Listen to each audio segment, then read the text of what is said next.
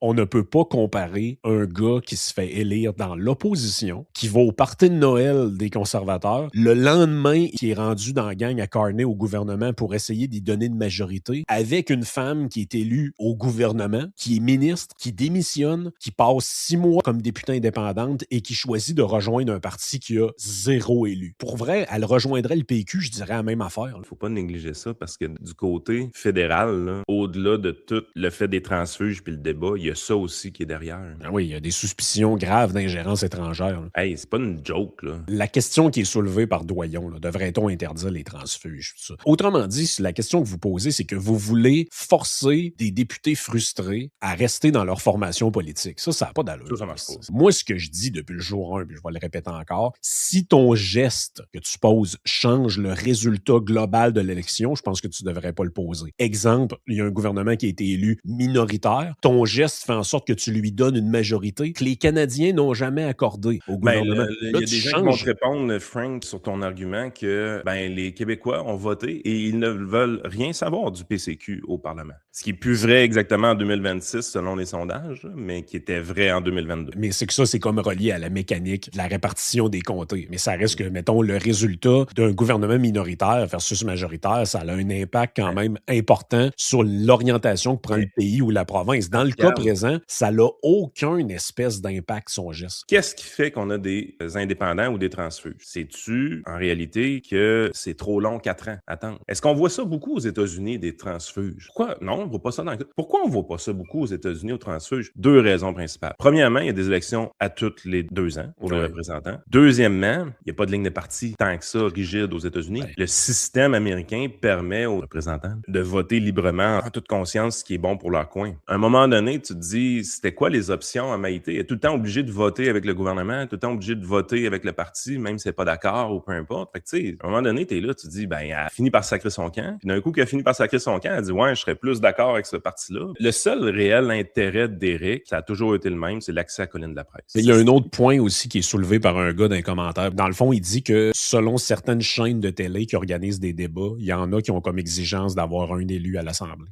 Oh!